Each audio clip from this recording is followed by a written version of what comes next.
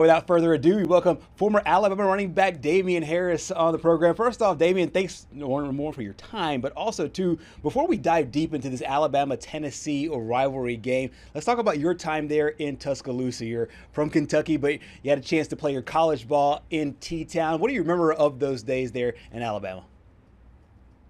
You know what I remember first and foremost? Ramajamas, where the where the Pepsi, the pepper portal is gonna be.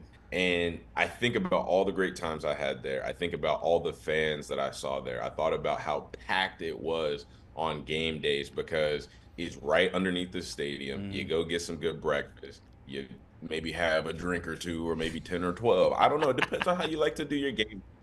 But I think of Ramajamas, and now I look at what Dr. Pepper is doing with the Pepper Portal, giving out some free, should I say, free complimentary. Maybe I'll use the word complimentary. Complimentary sounds better from a Uh-huh. business standpoint. Complimentary Dr. Peppers and encourage the fans to come out, pour out their passion, be face to face with Cool Beans, a place in Mm. Knoxville where Tennessee fans will be.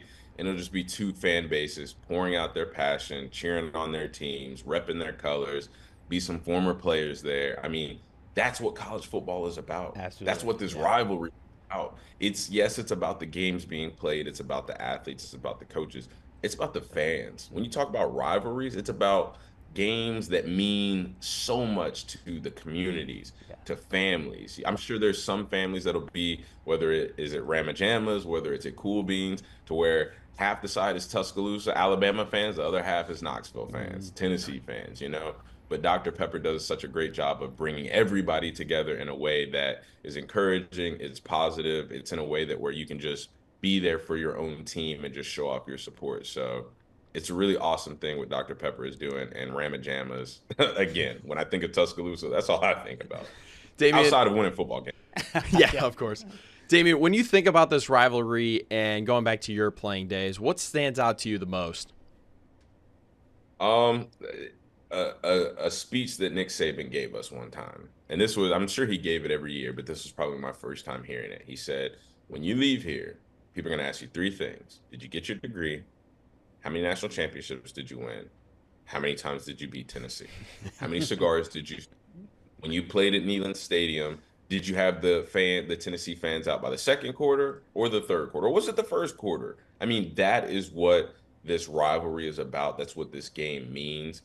It's so important just because, like what I said earlier, this game means so much to our fans, to our boosters, the people that help make this NIL collective so big and support our respective programs. That's what games like these mean. So every time we get to the third Saturday in October, listen, X's and O's kind of go out the window. Obviously, when you go in and you play the game, they matter because you have Mm. to play a disciplined style of football. But X's and O's aside, you got to do whatever, and I'm talking whatever Uh-huh. it takes to the University of Tennessee, because that is one of the biggest things you will be asked. How many times did you beat those guys? For sure. This is a really interesting matchup this year with two new quarterbacks in this football game, with Ty Simpson playing just absolutely out of his mind here over the last few weeks. Joey Aguilar also playing really well as well. How do you see this version, the 2025 version of the third Saturday of October?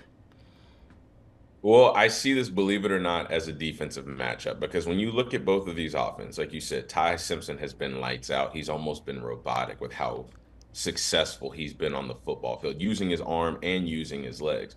You look at Jam Miller, you look at all Ryan Williams, the possibility of having him show up and be an alpha. Jeremy Bernard, Isaiah Horton. Like, then you turn to the Tennessee side. You see Joey Aguilar, which he looked like he could have been on his way to a Heisman against Georgia in that Mm, game, if I'm not mistaken. He had a lights out performance. right. And so when I talk about all of these offensive things, all of the weaponry, all of the good coaching from DeBoer to Heupel on the other side of it, what's this game going to come down to? Which defense can go out and get stops? Can Tennessee close passing lanes for Ty Simpson and make them more one-dimensional? Obviously, Right. we don't know the availability of Miller. So can they make Alabama run the football to beat them? Vice versa. This Tennessee offense, they scored 50 points a game. While everybody's sitting here talking about Texas Tech's offense and how potent and dangerous they are, look at what Joey Aguilar is doing in Knoxville. Absolutely. Look at the amount of points stepping up. They've got over 160 first downs on the season. They move the ball meticulously. They wear down defenses. Which defense is going to be able to stand up when they're tired, whether it be the third quarter, it might be the second quarter when that game defining drive comes up where you have to get a takeaway from Joey Aguilar, where you have to force Ty Simpson to a 3-and-out, get his offense off the field, get the ball back.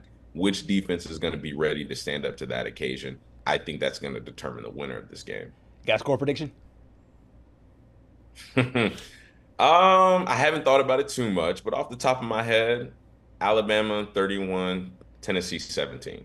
It's Tennessee 20. Okay. It's hard for me as an analyst, as much as a homer as I'm going to be for Alabama right now.